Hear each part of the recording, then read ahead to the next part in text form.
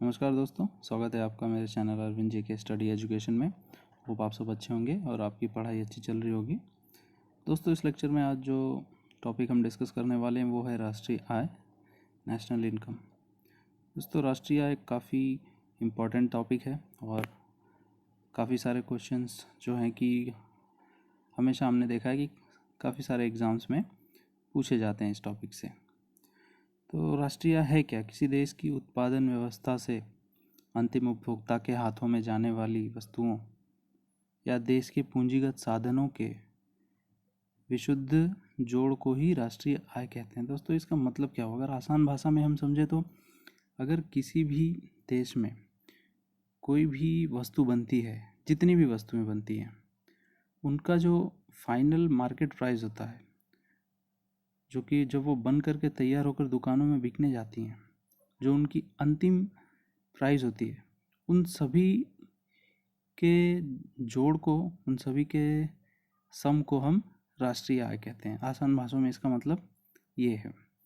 अब इसमें कुछ हमें सावधानी भी बरतनी पड़ती है राष्ट्रीय आय को कैलकुलेट करते हुए। जैसे कि अगर किसी किसान ने गेहूँ उगाया और उसने वो गेहूँ सपोज 700 रुपये में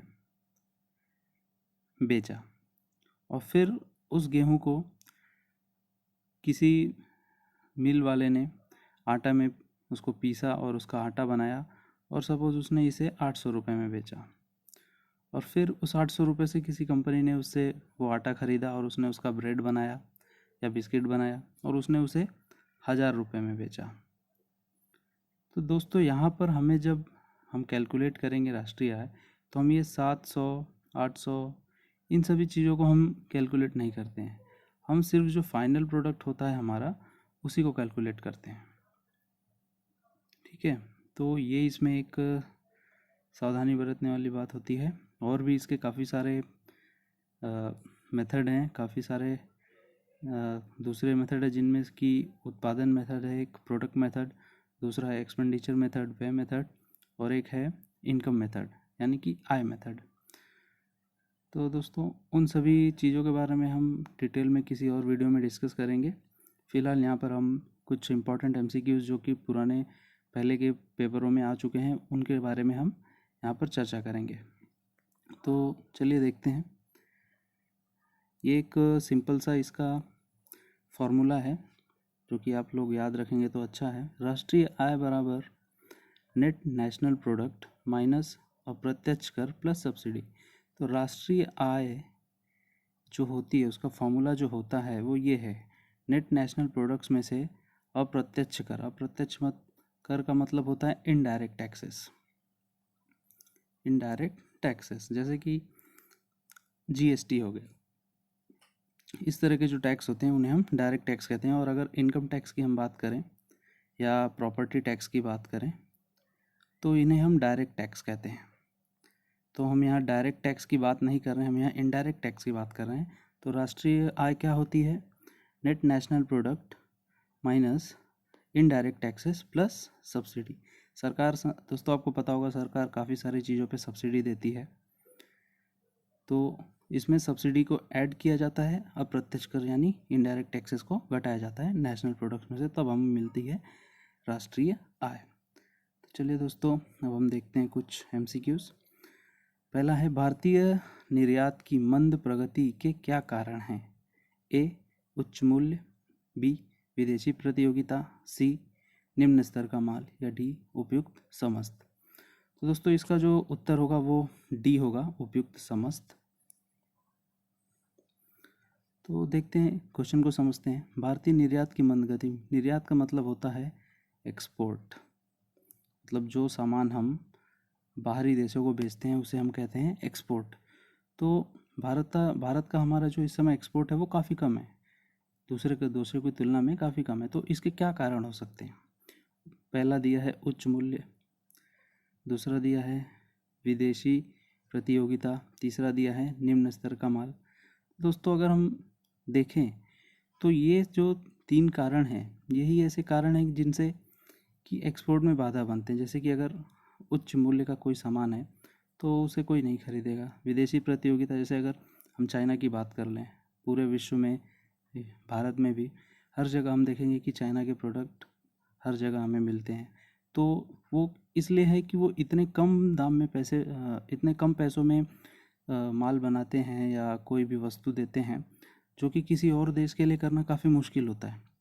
भले उसके पीछे काफ़ी कारण है, क्योंकि उनमें हम अभी डिटेल में जाना नहीं चाहेंगे। ये हो गया। और एक है निम्न स्तर का माल, तो ये भी एक कारण होता है जिससे कि निर्यात में जो प्रगति होती है, निर्यात की या जो रेट होता है, जिस तरह से एक्सपोर्ट बढ़ना चाहिए किसी कंट्री का, नहीं बढ़ता। तो इसका आंसर होगा डी, उपयुक्त सभी। दोस्तों चलते हैं नेक्स्ट क्वेश्चन की तरफ। नेक्स्ट क्वेश्चन है, निम्नलिखित में से कौन लॉरेंज वक्र द्वारा मापा जाता है? ए है अशिक्षा, बी बेरोजगारी, सी जनसंख्या में वृद्धि और डी है आय की विषमता। तो दोस्तों इसका सही उत्तर होगा डी, आय की विषमता। लॉरेंज वक्र यानी लॉरेंस कर्व, लॉरेंस कर्व से क्या मापा जाता है? तो याद रखना कभी भी आय की विषमता। एक बहुत ही इंपॉर्टेंट क्वेश्चन है, कभी भी किसी भी एग्जाम में पूछा जा सकता है, स्टैटिक जीके का एक पार्ट है। नेक्स्ट क्वेश्चन की तरफ चलते हैं। भारत में राष्ट्रीय आय का आकलन करता है, भारत में राष्ट्रीय आय का आकलन कौन करता है? तो देखते हैं इसके हमारे ऑप्शन से, ए योजना आयोग, बी केंद्रीय सांख्यिकी संगठन, सी राष्ट्रीय आय समिति और डी भारतीय रिजर्व बैंक। तो उसका सही उत्तर होगा बी, केंद्रीय सांख्यिकी संगठन, जिसे हम CSO कहते हैं।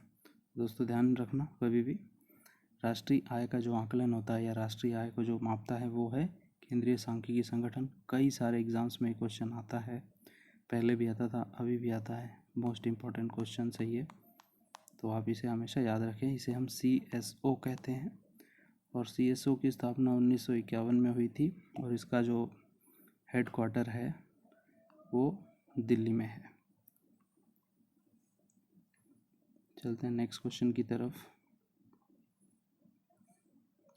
देश की आर्थिक वृद्धि की सर्वाधिक उपयुक्त माप है, देश की आर्थिक वृद्धि का सर्वाधिक उपयुक्त पैमाना क्या हो सकता है, माप क्या हो सकता है?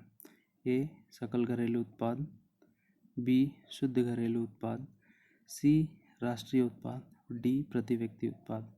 दोस्तों इसका सही उत्तर होगा डी प्रति व्यक्ति उत्पाद।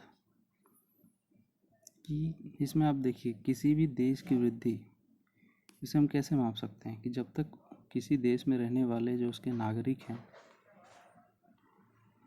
हैं अगर उनकी वृद्धि नहीं होती है, पर जो देश की एक कम संख्या के जो लोग हैं या देश की जो सिर्फ GDP है, सिर्फ वही अगर बढ़ती जाए और उसका जो पर कैपिटा इनकम हो गया या प्रति व्यक्ति आय होगी, प्रति व्यक्ति उत्पाद हो गया, तो अगर वो नहीं बढ़ता है तो ये आर्थिक वृद्धि नहीं मानी जाएगी।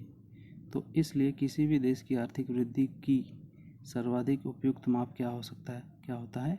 प्रति व्यक्ति उत्पाद। नेक्स्ट क्वेश्चन की तरफ चलते हैं।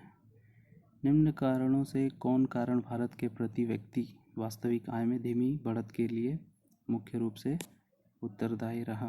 तो हमारे ऑप्शंस हैं, ए जनसंख्या में तेज वृद्धि, बी मूल्यों में भारी गिरावट, सी कृषि तथा औद्योगिक क्षेत्र में विकास की कमी और 4 विदेशी विनिमय की अनुपलब्धता। तो दोस्तों देखिए 1, 2, 3 ये सही उत्तर होंगे और जो विदेशी विनिमय की उपलब्धता है ये कोई कारण नहीं होता है कि प्रति व्यक्ति वास्तविक आय की धीमी बढ़त के लिए विदेशी विनिमय की अनुपलब्धता ये कोई कारण नहीं हुआ। जो मेन कारण होते हैं जनसंख्या में तेज़ी से वृद्धि, मूल्यों में भारी गिरावट, कृषि तथा औद्योगिक क्षेत्र के विकास की धीमी गति।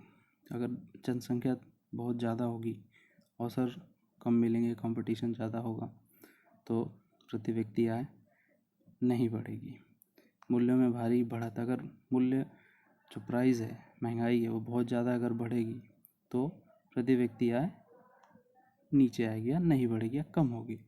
तीसरा, कृषि तथा औद्योगिक क्षेत्र में विकास की धीमी गति। अगर विकास ही नहीं होगा, चाहे वो कृषि क्षेत्र में ले लें चाहे वो औद्योगिक क्षेत्र में ले लें, अगर विकास ही नहीं होगा तो लोगों की जो कैरियर है वो इन पर ही डिपेंड होता है, तो इसलिए ये भी सही ऑप्शन होगा। तो इसका ऑप्शन होगा बी 1, 2 एवं 3।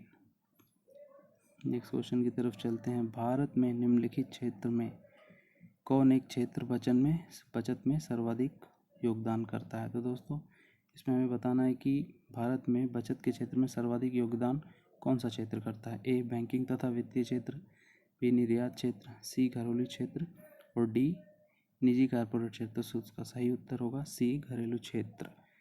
घरेलू क्षेत्र बचत में सर्वाधिक योगदान करता है। नेक्स्ट क्वेश्चन है, ये हिस्ट्री में भी कई बार आ सकता है आपको दादा भाई नौरोजी के बारे में। तो ये है, भारत को राष्ट्रीय आय का प्रथम मापन किया गया था। तो भारत की राष्ट्रीय आय का प्रथम मापन किसके द्वारा किया गया था?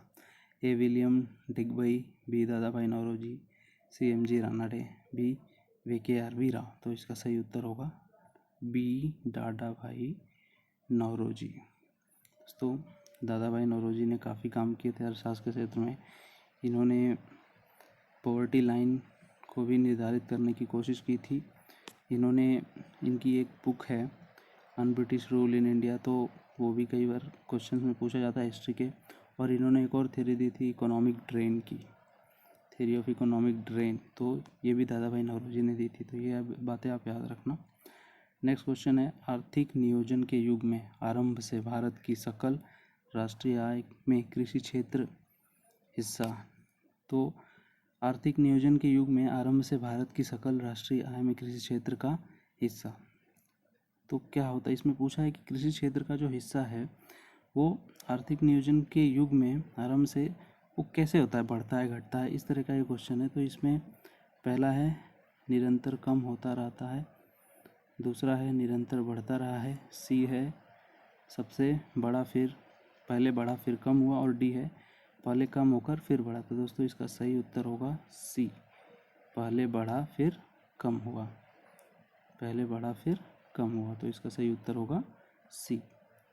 और कभी भी आप ये बात जनरली काफ़ी बार आती है क्वेश्चन एग्ज़ाम्स में, मैं आपको बता देता हूँ कि जब भी कोई राष्ट्र आर्थिक प्रगति करता है तो शुरुआत में उसका जो प्राइमरी सेक्टर होता है यानी कि कृषि क्षेत्र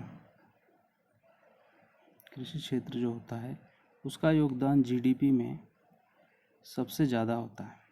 पर जैसे जैसे कोई राज्य या कोई कंट्री प्रगति करती है तो उसका जो टर्शरी सेक्टर होता है या जिसे हम सर्विस सेक्टर बोलते हैं, उसका जो योगदान होता है जीडीपी में वो बढ़ता जाता है और जो प्राइमरी सेक्टर का योगदान है वो घटता जाता है। तो ये इस तरह के क्वेश्चंस भी आते हैं।